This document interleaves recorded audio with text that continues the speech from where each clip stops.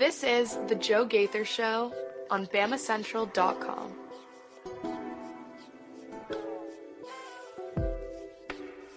Good morning, Tuscaloosa. Good morning, Tuscaloosa. Internet world, West Alabama. How we doing today on Wednesday? Whew, it's not Tuesday anymore. It's Wednesday.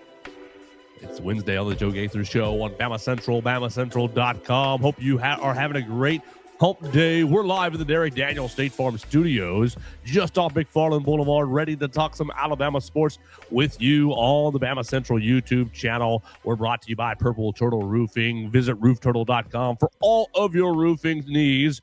They'll come out and give you a free roof inspection. We appreciate roof. Woo! roofturtle.com. I got you. It's all good. Roof Turtle for Purple Turtle Roofing for spots in the program. Whether you've got a metal roof or a shingle roof, it doesn't matter. They'll come out and take care of you. Whether you have commercial needs or residential needs, they'll come out and give you the peace of mind that you deserve. So we appreciate Purple Turtle Roofing for spots in the program. We're going to have a lot of fun today with our friend Theo Fernandez. You can follow him at Theo Fernandez __ on the Twitter machine, covering all things Alabama athletics for us at Bama Central. About to be a big old soccer expert covering the World Cup for Fox Sports. So can't wait to keep up with all his coverage of the beautiful game this summer at Theo Fernandez _. We're going to have a lot of fun today. We're going to talk a lot of football topics, college football playoff. We're going to talk about Alabama football's newest commitment. You got a defensive end commitment yesterday, edge rusher commitment yesterday. We're going to talk about that. We've got a lot on the docket today. What else did I have? Oh, yes, opponents, future opponents for Alabama. You've got a lot of common former quarterbacks that you played last season. You played a lot of quarterbacks last season that you will see again this year. So I wanted to talk about the defense facing quarterbacks that had modicums of success against Alabama and a lot more. Alabama baseball, unfortunately, lost last night. Theo, the Dogs didn't help the boys pull through last night. Or were they a distraction? The Dogs weren't a distraction. The Dogs were apathetic. You know, if the Dogs were a little more tapped into Alabama baseball, would have led to a comeback. I don't know if you saw Katie and Tony's dog was it posted that things were so bad the dog wouldn't even look at the field, and it was just the dog laying the opposite way. Oh no! So it wasn't good.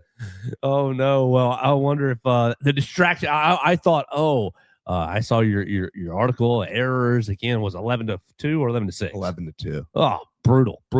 And I thought, well, I wonder if the puppies are barking, and the player, first baseman looks over. Oh, look at that Cocker Spaniel, Golden Retriever. Look at that Pit Bull. Look at that, whatever, Shih Tzu. And that's why all the errors were happening. No, and, honestly, like, you bring all the dogs in. You had a packed house, but the Dogs didn't really have the impact on the game I was hoping for.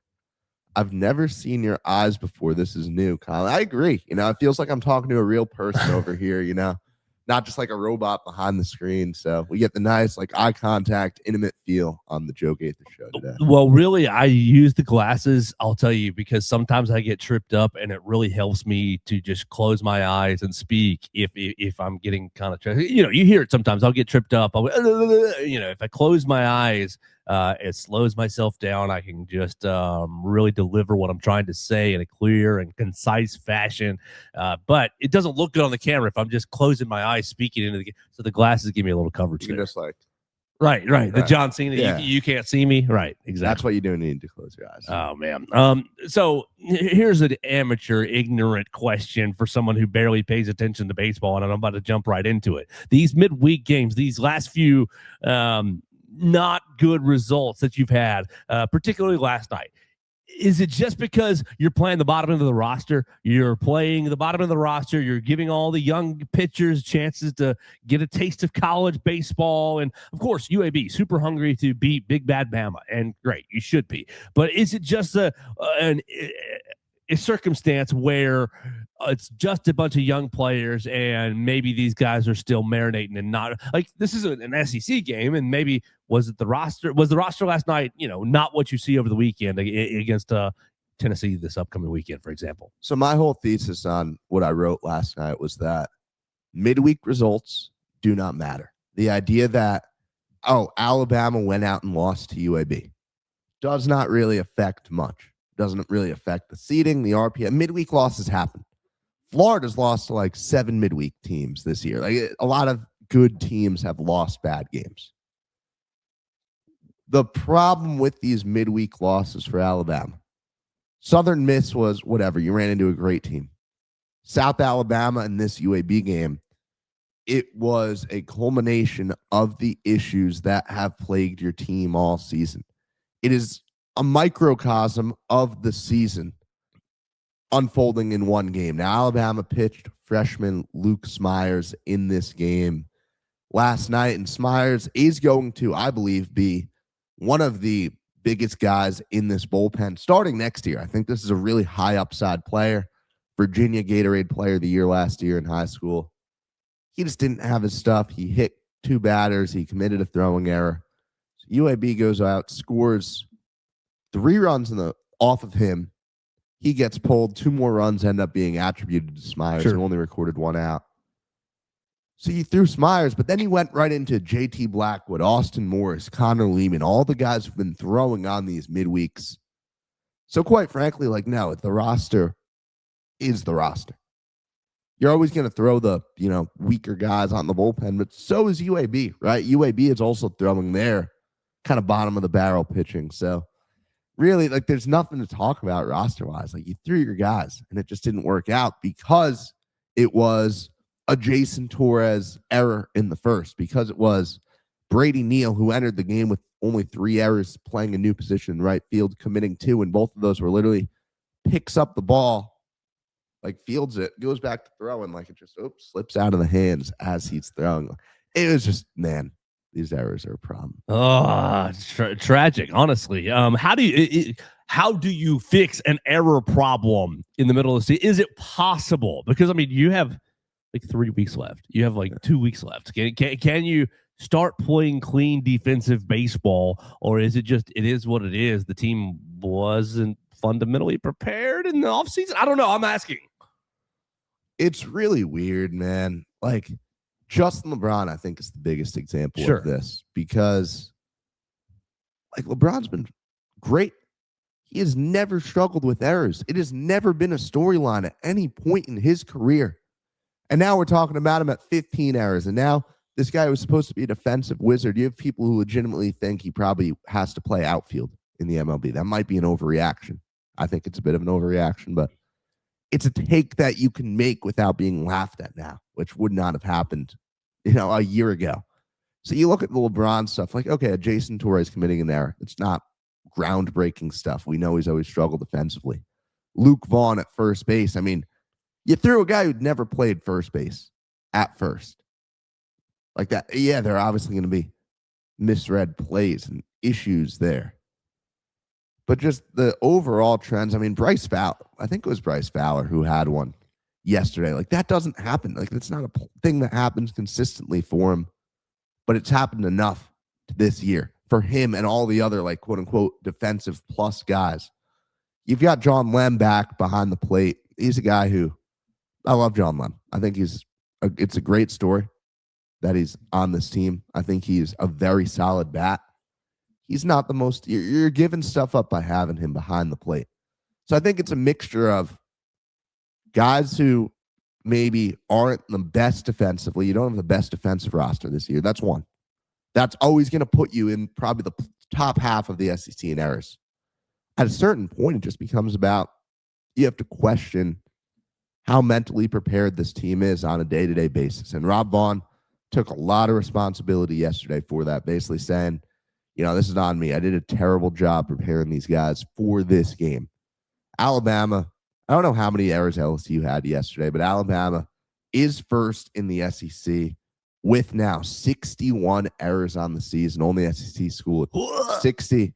Lowest fielding percentage in the conference. And look, LSU is really trying to take all those from Alabama. LSU just going band for band on the defensive errors, but Alabama appears determined to win that race. Oh, man. So really, it just kind of sounds like it is what it is, and you're just hoping over the next couple of weeks that you get better at that. You're just waiting on the next error, because to me, I'm wondering if I'm just going to be walking into the press box and just waiting on the next error. the theme for this season as of late, probably since the end of the Oklahoma series, to me has been passive. It's passive when you fall into an early deficit. It's passive when you have a lead, right? And it has gone from proactive, continue what you're doing, to, man, oh no, can we hold on in this game? Can our bullpen do enough to get us the win? And with the errors, it feels like we're just sitting around waiting for the next one that's going to cost this team.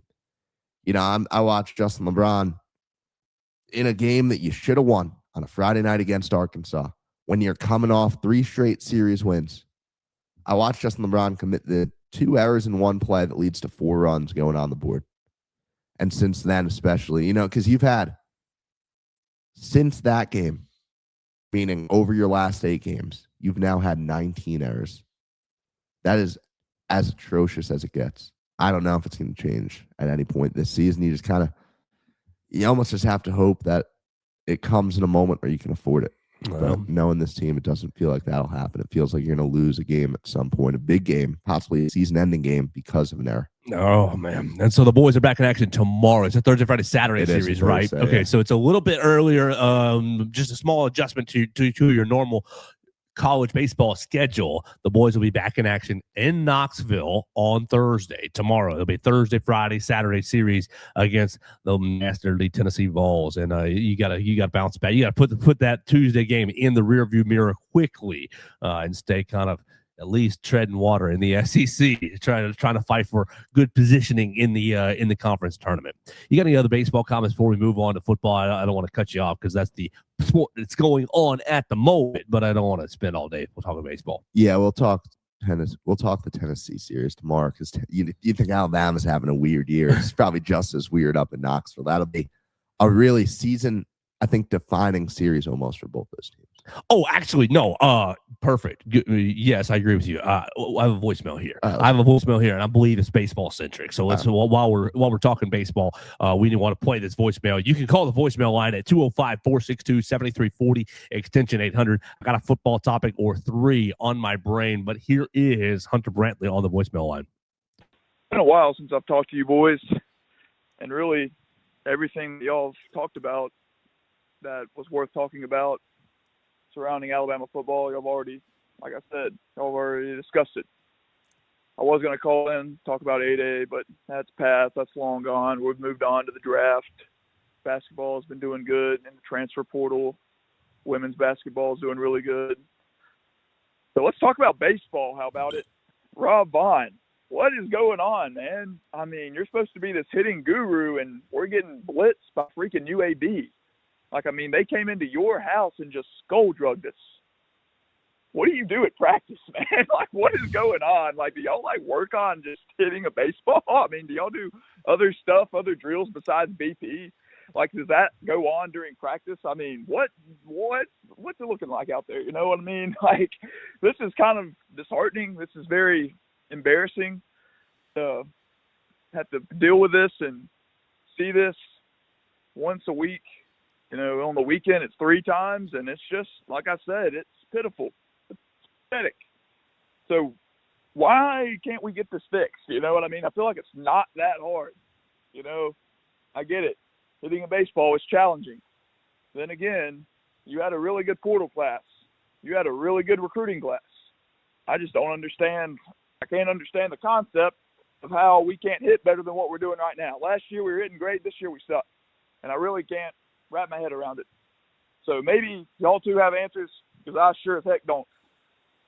With that being said, if we do not turn this thing around and we do not start hitting better and we go on this big losing skid and we start losing more and more, we lose a series to Tennessee, lose the series to Vanderbilt, lose the series, God forbid we lose the series to South Carolina.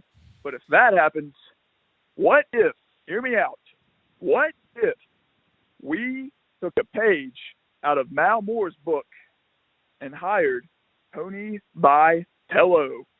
Kind of what football did, kind of like what football did in 2007. Saban wins the championship at LSU, goes to the pros, comes back to college, starts the greatest dynasty in football history, college athletics history. What if we did the same thing But with baseball, Tony Vitello wins a championship at Tennessee, goes to the Giants. Why he did that, I don't know. That's besides the point. Bring him back to college where he thrived at Alabama, start the greatest dynasty ever. Rest is history. Come on, why not? Why not? I mean, they're not even going to have a season next year in 2027. It's going to be a lockout. It's going to be a lockout year. Bring him back. Let Rob, I'm not wishing this. I hope we succeed.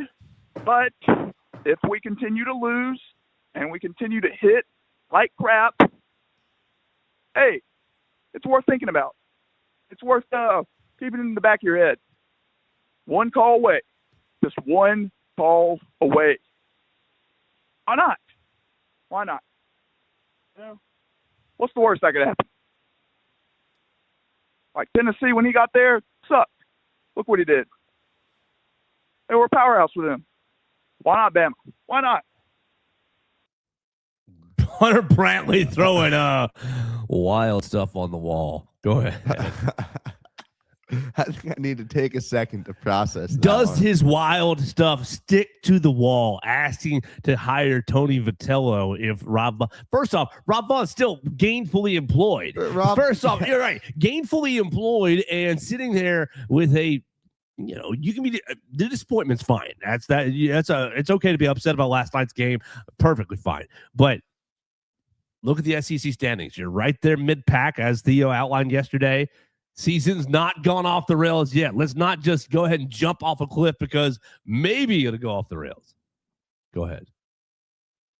Right now, it feels like we're in the middle of history repeating itself, right? You had a year last season where you started great. You were as high as number 8 in the rankings, which is actually as high as Alabama got this year in the D1 baseball poll, and doesn't feel like you're going to get higher again. And you're in the exact same spot right now, late April, 4 series left, and you're right in the mix to get to host a regional, right? And last year, I believe you were like the 3rd team out, like you were 3 spots away or 2 spots away from getting to host one. This year, it's going to be right in that same mix, right? If you host it, it'll be because you won a game or 2 late. If you miss it, it'll be literally 1 or 2 games that keep you away from it. You're going to go to a regional, whether you're hosting or on the road, where you are right in contention for it. It's not a bad spot to be as a baseball program that has not been to the College World Series in now 27 years. I'm going to make a bold take right now. This is coming from the guy, obviously, who hasn't had the most positive takes about Alabama athletic programs. Alabama's College World Series drought will not reach 30 years. You made it in 99. You are going to make it in the next 3 years with Rob Vaughn. I am not out on Rob Vaughn. I am not out on this program. Also, I mean, look, Tony Vitello's had some storylines.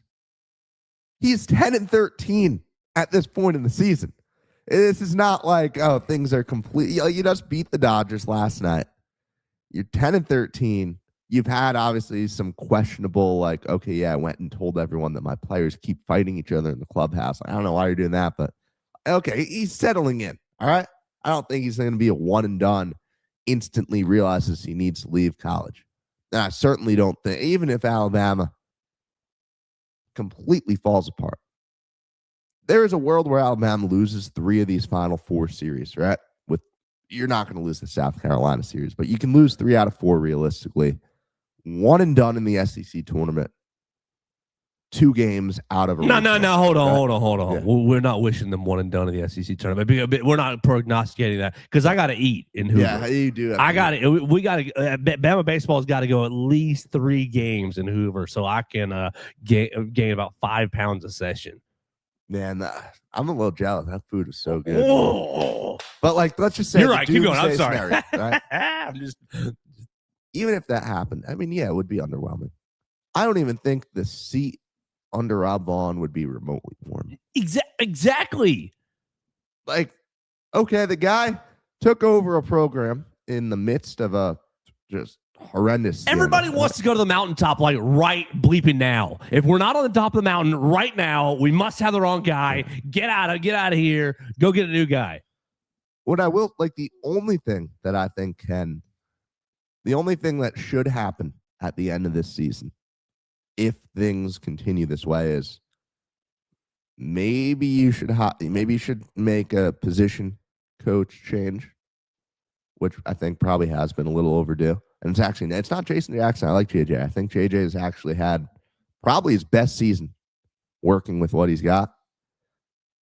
You might want to go maybe get a new hitting coach. And I think you also have to look really long and hard in the mirror. Not that Rob Vaughn hasn't been doing that, but if you really do go 3 years without, even sniffing a super regional, coming close to it, you got to consider things. But at the end of the day, you've had a ton of regular season success. You've done a great job, I think, getting guys in the portal, right? And certainly keeping the guys that you get as long as that continues this offseason. I'm not sounding the doomsday alarms right now with Alabama baseball. I certainly don't think we need to be going out and talking about Tony V to Alabama, although like as much as I give Hunter Brantley some crap for like some of his takes, he's sometimes on things weirdly early. Well, I don't think like as an idea, it's a bad idea. It's not a bad idea. It's a good idea. Like if you were in the market for a baseball, but Alabama's not even close. Right. You're like, yes, the season can go off the rails as you just described, can continue to go in the direction you're going as you just described. But I think that you are still a little bit in the shadow of the Brad Bohannon scandal, a little bit. Yeah, I don't know about that. Maybe. A hair, a little, and that you're happy. Like Rob Vaughn has been a builder of this program, and you are pouring the foundation in. And sometimes there have been cracks in the foundation of this program, right? And so he's got to fill the concrete, and it's going to take a while. I think that I don't know. When I think about Rob Vaughn, I think about a good developer, a good recruiter, and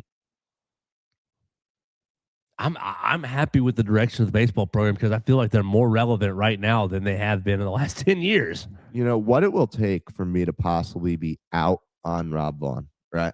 Because I've seen that comment a lot. It feels like every couple weeks a new burner account will reply, "I'm officially out on Rob Vaughn," right? And it'll spread. This is not an airport. You don't have to announce your departure. Yeah. Well, also, like we shouldn't. Let me say, one of the things, like I would not be addressing even like the idea of social media reactions if Rob hasn't made it such a big point to react to it. And I'm going to read this quote because this was a kind of bizarre quote to hear last night from Coach. "I'm going to go get my phone here in a minute, and I'm going to try to not look at Twitter because everybody's going to tell me that I'm the worst hitting coach in the country, and they're probably not wrong. As of today, Bad did a terrible job." I mean, come on. That was an interesting quote to hear.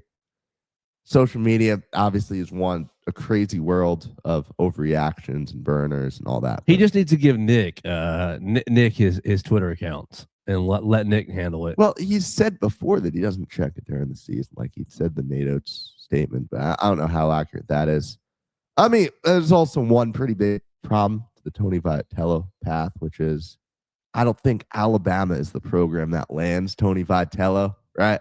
I think it's the biggest program in the country that needs a head coach will land him. Vitello is also a guy that, if you have a coach like at a program like, obviously not LSU because you have Jay Johnson, but any of these other big programs that wants to spend on baseball, you fire your coach if Tony V hits the market. Mm-hmm. Alabama's not that program. Tony V will get a massive it will really feel like Saban returning to college football if and probably when Tony Vitello eventually returns to the college game. Yeah, I do believe he will return, but I don't think that it will be at Alabama. Yeah, color me very surprised at that. All right, so we took, and it's not your fault. Baseball is in the middle of the season, and they had a dramatic night last night, so we had to react to it. I appreciate Hunter Brantley joining us on the voicemail line at 205-462-7340, extension 800 on the voicemail line. We took a little longer on baseball than I had planned, So if you were waiting on football conversation, I apologize to you. Let's move right into football real quick. And why don't we go to the actual hard level news of Stephen Thornton? Have you looked at this young man, Stephen Thornton, yet? Theo, a defensive end out of Cairo, Georgia, has committed to the University of Alabama. 3-star recruit, had a bunch of tackles for loss, had 8 sacks last season, ended up on a 10-3 football team, making it to the Georgia quarterfinals of the state playoffs. What do I at? 6'3", 200 pounds, 6'4", 200 pounds. Depends on where you're looking. And looks like a good player. Rising senior, becomes the 5th player in the class of 2027 for the Crimson Tide.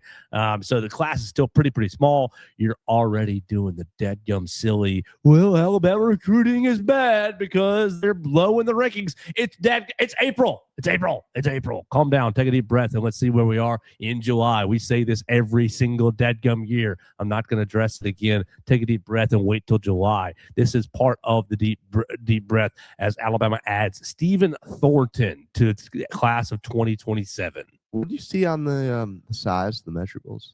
Did I see 6? I wrote 6 something. 6'5", 200. I said 6'3", 6'5", 200. Okay, because I see 6'6", 195 on 3. I'm seeing different numbers from about everywhere, but he is a skinny boy right here. Skinny, long fella. But he is long. And that's the kind of guy I'd like to recruit, right? I'd like to recruit the very small football player who clearly has the reach, has the physical gifts, and maybe, just needs to spend the next 3 years adding 30 pounds. His huddle tape is nice. Keep going. It's just, I'm at the point where I see Alabama, this can go for a lot of the bigger, like I see Alabama add a guy like this, and I kind of trust, like, okay, here's a high ceiling guy. There's a very good shot he doesn't reach that ceiling, right? There's a very good shot that he gets to Tuscaloosa, doesn't ever really play meaningful snaps, right, and ends up transferring out. Like, that's not out of the realm of possibility. But come on, like, there's no reason to laugh at the adding a 3-star. The guy's offered by Georgia already, right? Georgia Tech, Florida State. Originally got offered by Wake Forest. But look, if you are getting offered by Georgia and Georgia Tech in the state of Georgia, they know about you. They like you. Yeah, there's no reason to be anything but, excited for the maybe possibility that's going to be. What I like about him is on this huddle tape, I have now seen a stand-up 2-point stance playing actual outside linebacker. I have seen a 3-point stance playing defensive end. You've seen, like, he hasn't quite got into a 3 technique yet, but he's playing really both stand-up linebacker and end. I like this young man. Now, of course, this is all highlights, but I like he's got good athleticism for being on the edge and for being 200 pounds. He's got a quick first step. Ooh, imagine him at 225 pounds. Give him 25 pounds of muscle. You got a football player right here. And you never know what's going to happen. You got to hold on to him till December. And just like with recruiting, it can change at any time. But I think you got a football player in Stephen Tompkins. Stephen Thornton. I keep wanting to combine him and Devin Tompkins. Yeah. No, I'm with you on this. It's hard to predict what a guy like this is going to become. But you see, I guess the now here's the question: if you're one of these opposing coaches, why the heck are you not game planning for him? Seriously, because you've got a couple of these clips where he's on the edge and he's just flying in here untouched, and it's like, did y'all not see this college level player on the other side? We should probably block him. Man, he cuts right inside this tight end and flies in for a tackle for loss. He's got good speed. Who's he play for? Does he have a beast on the other side? Cairo, Georgia. Cairo, Georgia. Doesn't ring a bell. He's got a good first step. He's got an explosive first step, and he's just long. Shoot. If it doesn't work out for you, defensive end, Mo Linguist might take you in the defensive backfield at 6'5". No, just kidding. Too long. But I like this player. Is he going to be the greatest player ever? I'm not going to say that. But I do like a lot of his skills that we see. And you add 25 pounds right here, then you never know. I think you might have a football player in Stephen Thornton III. the Cairo syrup makers. I wrote that in the story. That is awesome. What a great the syrup maker. I love that. The syrup maker is gonna put you down. I didn't know they made syrup in Georgia. I mean, they do it all the time up in New York. Like you tap the tree, get the sap out. I didn't know they did that down here. There you go. I think in certain areas, yes. So like I can't go do it just here in Bama. It's not going to really work out. I think you need the right tree, and they may be here, but I don't know.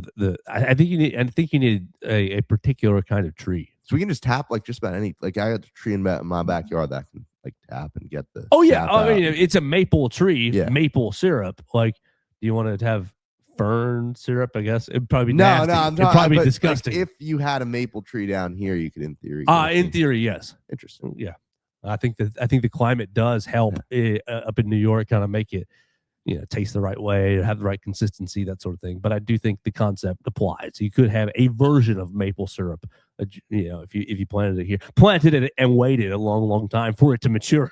Man, awesome pancakes. There we go. I had a little like Kodak little pancake in a bowl thing. Very, very good. Hunter Cyber put me on those.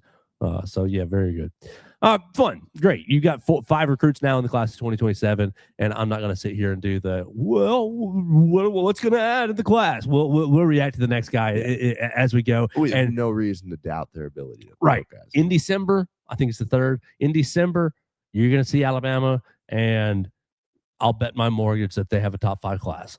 And like we're really, I mean, I know this is kind of the slowish buildup, but we're really a month away, right? Yeah, from these things coming in regularly. Exactly. Right. Like it's about to get real hot. June, really, mid to late June is when I expect things to be like, oh, every few days, bam, here's another. Mid to late June, that 4th of July is pretty much that real like explosive part where it starts to pop off. So long way away from freaking out here. What's off the top of your head what Elijah Haven's date is? 25th. So 3 days from now. Man, that'll be Georgia and Alabama. Elijah, I haven't watched much of him. I watched a clip of him in the playoffs, and he looked good. But obviously, like if you're picking between Georgia and Alabama and you're a 5-star, you're a good player. No, this guy's going. That would get people excited, obviously. Well, we'll talk about that. I know that we've got some pre-written content already for the 25th, depending on who he chooses. Speaking of quarterbacks, good transition, Theo. Real quick for us as we're hanging out here in the Derek Daniel State Farm Studios. Looking at the next year's schedule, pretty interesting. 3 of the first 6 quarterbacks on Alabama's schedule likely. Depends on injury and if something weird happens in camp and some of these other programs. But Ashton Daniels, Lenore Sellers, and Gunnar Stockton are all on Alabama's schedule this coming season. All 3 quarterbacks Alabama has played already. In an 18-game stretch from 2025 to 2026, Alabama will likely have played 4 quarterbacks 9 different times. Ashton Daniels twice, Lenore Sellers twice, Gunnar Stockton 3 times. Maybe 4 if you see him again in the SEC championship, and then John Mateer twice with Oklahoma. So really, let's just start with these first 3 guys, because and the reason this has popped up is because Florida State has just recently announced Ashton Daniels as its starting quarterback. We already knew Lenore Sellers, we already knew Gunnar Stockton. Great, awesome. But Florida State has named Ashton Daniels, former Auburn Tiger, is starting quarterback, and I want to ask you, which of these 3 quarterbacks scares you the most? Obviously, Lenoris is probably the easiest answer here, but Lenoris coming to Tuscaloosa. You got South Carolina, you Shane Beamer. You've got Lenoris as a quarterback. His skill set does make me really, really, really excited. But I don't know. Can he process at a high enough level to come win in Bryant-Denny Stadium? I know the game 2 years ago here was very, very close, but it didn't start that way. Alabama started off on a really nice foot, and then South Carolina dug back into it and made it really close. I don't know. I am looking at these 3 quarterbacks, and I'm excited. But I ask you, we're all excited about this defense, this Alabama defense. Do Gunnar Stockton, do Lenore Sellers, do Ashton Daniels have advantages after seeing this defense multiple times? I don't know. Like, How do you make this it's number conversation? 3 for Sellers, right? It'll be the third game Yeah. for Sellers, right? And he's competed both times, but I don't think I'm chalking up him taking Alabama to the wire in 2025 because 2024 was close, right? Like 2024, he threw for 238 yards, 2 touchdowns, 1 interception. He ran the ball for 19 yards. Last year, we all remember how close it was. He threw it for 222, 1 touchdown, 1 interception, and he ran it for 67 yards and a touchdown. You remember the third and 1, 3rd and 2 touchdown quarterback read. Like I just don't think there's correlation between those 2 results. Okay. I just think both and neither of those were a picture perfect performance from Alabama, especially in 2024 at home. Man, that was ugly. But I don't know how much one translates to the other. Is there any world where these quarterbacks, obviously Gunnar Stockton's got a really, really good team around him. Yes. And that's going to give him a huge advantage to coming to Tuscaloosa and winning. Lenoris, I think, is a cyborg quarterback, doesn't have as good of a team around him, and I'm not as enthusiastic about his coaching staff in their preparation, but he's still a cyborg and a really, really good player. Ashton Daniels was pretty electric in this Auburn game. He ended up against Alabama 259 yards, a touchdown, 1 interception. He ran for 108 yards as well, over 300 yards of total offense. 300 yards total offense and a touchdown for Auburn. Man, I think Daniels is probably the one guy, the only one of the 3 that I think it really is a storyline for, because of the fact that it's a non-SEC team. Sure. Right? Because of here's a guy who has not just played Alabama, but played Alabama in as high pressure a game as you're going to play Alabama in. Definitely. Right? And you're going to a Florida State pro. I have no clue what Florida State's roster looks like, admittedly. I don't know how much they were. I have to imagine there's a lot of new pieces, but you'll probably return it. I'll tell you this much. Enough to talk about, hey, guys, we remember beating Alabama. Ashton Daniels, I am so thankful that Gus Malzahn retired, because Ashton Daniels and Gus Malzahn's offense. If the Alabama fans thought that Thomas Castellanos stuck it in your ear last year, Ashton Daniels in that offense would be much more upsetting. Gus being gone is almost the biggest reason I feel confident in Alabama to win, right? That Florida State game. I think it's a storyline for Daniels. I don't really think. I just think there are bigger storylines with the South Carolina, Sellers. He played Alabama twice, sure. It is kind of crazy that Alabama and South Carolina are playing 3 years in a row. Feels a little odd. But Georgia, come on, there's so many bigger things in an Alabama-Georgia game than, these QB, you happen to play. But Gunnar Stockton doesn't scare me. Gunnar Stockton doesn't scare me one bit. Doesn't scare me, but you know that, he's neutral, I guess. Gunnar Stockton doesn't move my needle one teeny bit. The issue with Georgia is the physicality, up front. The physicality, he didn't make a single throw in the SEC championship game that was, that made me go, not a single one. It was all, he had a corner route. But it was basically in between zone coverage. That was a good read. Good job. Everything else was just quick out to the flat, screens, easy completions. It's Georgia's physicality that made those passes so open, because you're so concerned about everything else. You're so concerned about getting punched in the mouth that, somebody just ran right past me on a flag route, and I've been getting punched in the mouth all day. I'm tired. This guy, Gunnar doesn't intimidate me one bit. I'm right there with you. But I'm intimidated by Ashton Daniels. I'm intimidated by Lenoris Sellers. I think that those two guys are real dangerous weapons that Kane Womack that might keep our friend Kane Womack up at night. Yeah, but are you worried about Sellers because he's played Alabama twice? A little bit. Really?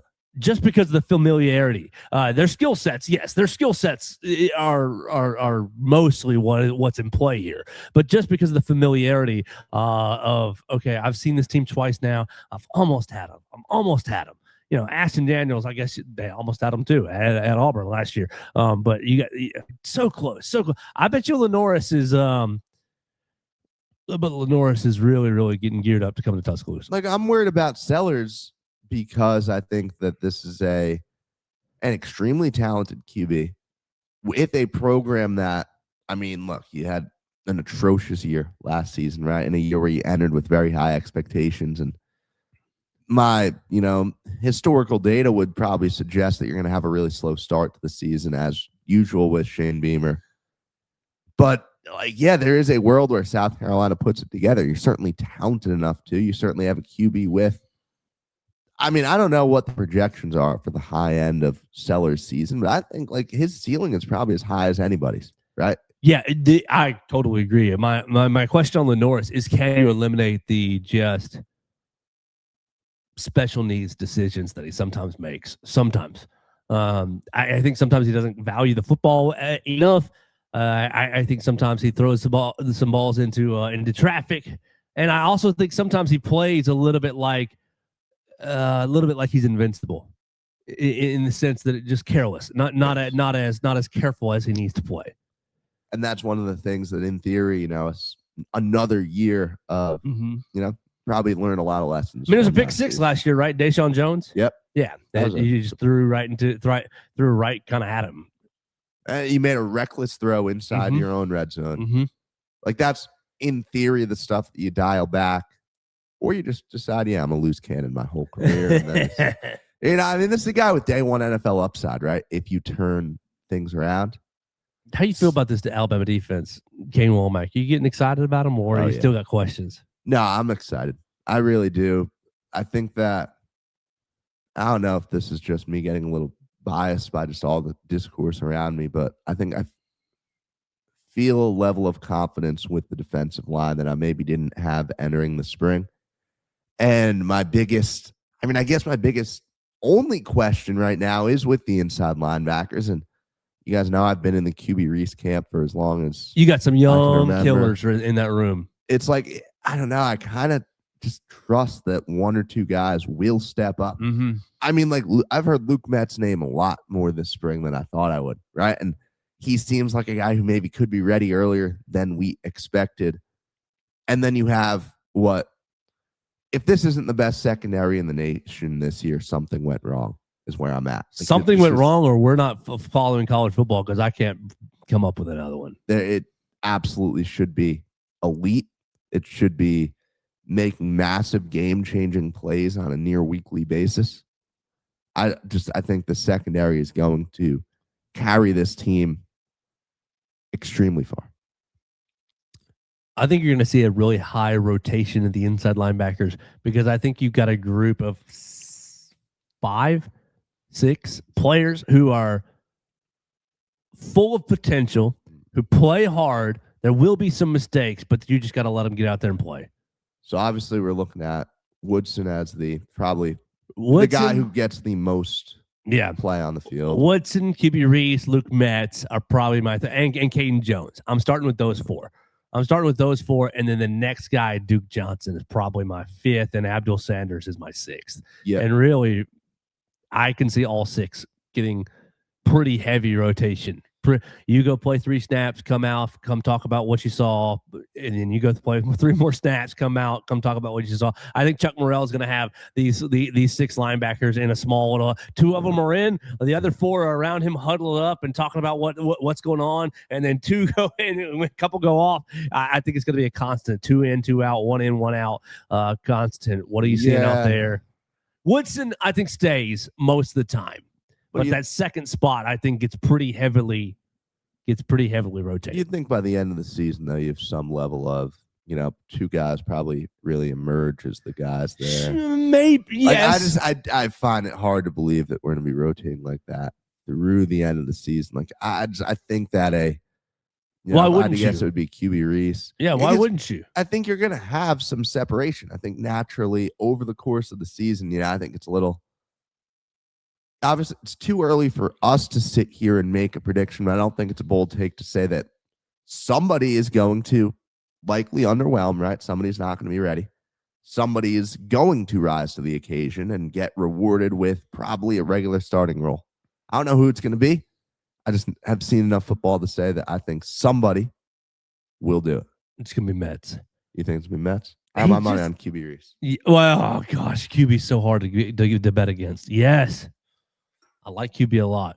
And maybe it'll be those two, right? Those two end up getting it. You two are the guys in rotation. You guys are splitting 50% of the reps.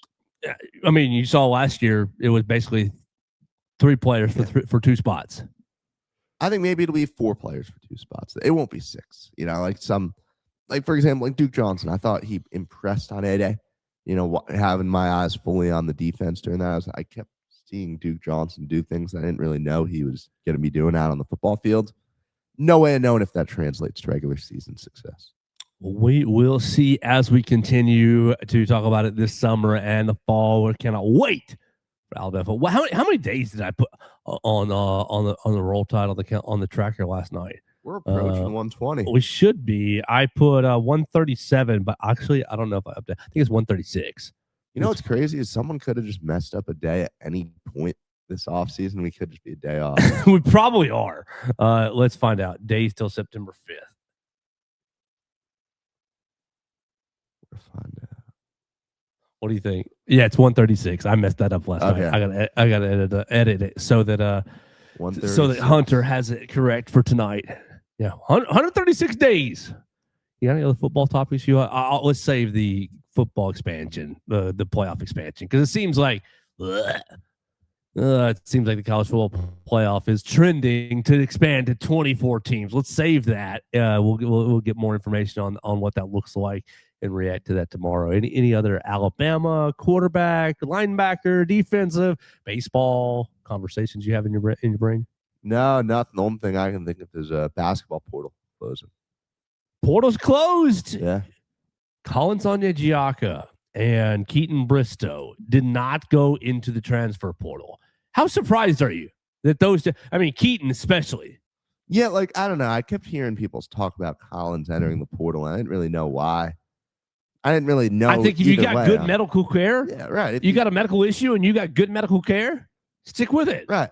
And I feel like we probably have. I haven't heard anyone with serious intel on where he's at physically right now. I think he's basically a question mark. But hey, if he turns into something, he was obviously recruited for a reason. And it's funny, you're college age now, right? It's like, okay, it's kind of funny to think you're going into your true freshman season. So, you're going into what would be your true freshman season. So it's almost like if you play this 2027 season and don't really get on the court much, you still haven't lost anything. You're still going to have 3 years eligibility at a young age to become something. The Keaton Bristow thing, that really does surprise me. That really, not because obviously we know the way he was talked about during the season. Kenneth Fareed. I was going the other angle on that. I would have a hard time personally going back and continuing to play, if the fan base had talked about me in those ways. But I think this Alabama fan base is ready to, go all in on rooting for Keaton Bristow and wanting to see this guy succeed. And he certainly, look at that Illinois game. Look at that game against a Final Four team. No, am I mixing up my games? Was it Illinois? No, it was Illinois. It was Illinois, right? In Chicago. Where he had the 7 rebounds, the big performance. I was worried for a second. He had some very, very impactful moments early on the court. And you get this guy with A, healthy, clean slate medically. B, actual support around him in the big man room so that he, when he is on the court, is able to truly just be a role player. I think the ceiling's very high for, as far as Keaton Bristow being a guy that gives you some very high leverage minutes. Yeah, I completely agree. I think that what you saw in the limited time that you did see him was encouraging. I'm not going to speculate on the commitment of his level of commitment because I think that there's some things at play. I think that he had some some actual injuries that he needed to just get off his feet and recover from. He was not healthy last year. And so, point blank. And so you've got the section of the fan base. He quit on the team. He's quit. I mean, you can take that track if you want to. I don't think that's completely fair.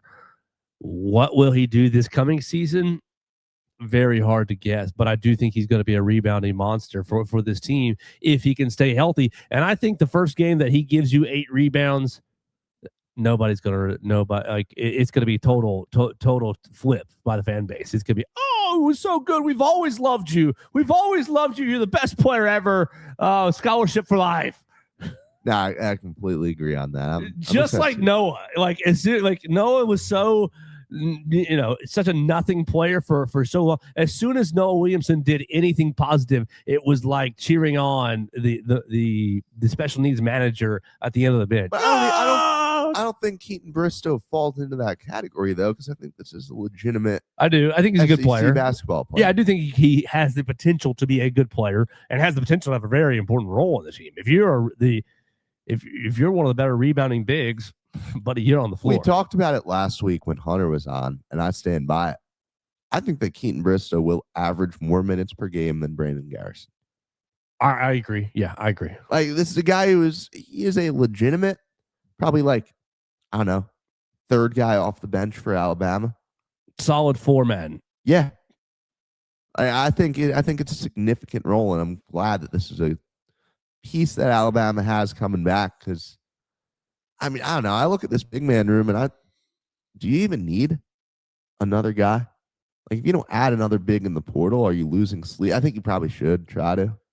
You're not losing sleep, but just from the sake of security, safety, just covering all your bases, you should fill every spot you have. Yes. After this season played out the way it did with the walking wounded on the sidelines, you should fill every spot you have. And I understand, like, it's very hard for a coach to say, hey, come take our 14th scholarship, come take our 15th scholarship, because you may or may not play in any games at all.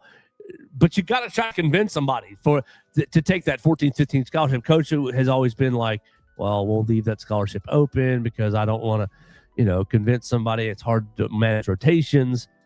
After what we experienced this year, I think you try to fill every spot. You never know when you're going to make a midseason edition, though. That's right. Oh. Gotta be. We'll talk about college football playoff tomorrow. We'll have Katie Wyndham join us tomorrow. I know that Everett Osmer has a voicemail for Katie that he wants to play, so we'll play that tomorrow. If you want to talk to Katie, have a voicemail for her, have a question for her, you can call at 205-462-7340, extension 800. The softball girls, they know how to handle UAB. A run rule, or they beat them 6-0 last night. So not a run rule, but shut them out and handle business in midweek. So they didn't let the Blazers mess with the softball girls. They are staying hot. We'll see how they go over the weekend. We'll get Katie on here to talk Alabama softball, to talk 8A, to talk basketball transfer portal, all kinds of things tomorrow. Follow Katie Wyndham at Katie Wyndham _. Subscribe to Crimson Flame. I believe she'll be putting out a new episode today about women's athletics. So it's going to be a lot of fun to catch up with Katie tomorrow. Follow Theo Fernandez at Theo Fernandez _. Myself at Joe Gaither 6. We appreciate Purple Turtle Roofing for sponsoring the program. Visit them online at roofturtle.com and call Derek Daniel for all of your insurance needs. He's right upstairs at 205-462-7340. Nope, 205-758-3391. You always get the voicemail line and Derek Daniels' number confused because of the 205. Derek Daniels, State Farm Insurance, is 205-758-3391. I think anyone's ever called Derek Daniel asking to call into the show. Do we have a voicemail? Yeah. That'd be hilarious. That'd be It'd be great. We got to go find Red right now and ask him if anybody's bothered them. Call Red, 205-758-3391. He's sitting right on the front desk for Derek Daniels, State Farm Insurance, and they'll take care of you today. We'll talk to you tomorrow with Katie Wyndham right here on the Joe Gaither Show on Bama Central, BamaCentral.com. Thanks for joining us on today's edition of the Joe Gaither Show on Bama Central. Keep up with Joe on all his social media pages at Joe Gaither 6. Subscribe, rate, and review the show on Spotify and Apple Podcasts, and be sure to read us daily at BamaCentral.com.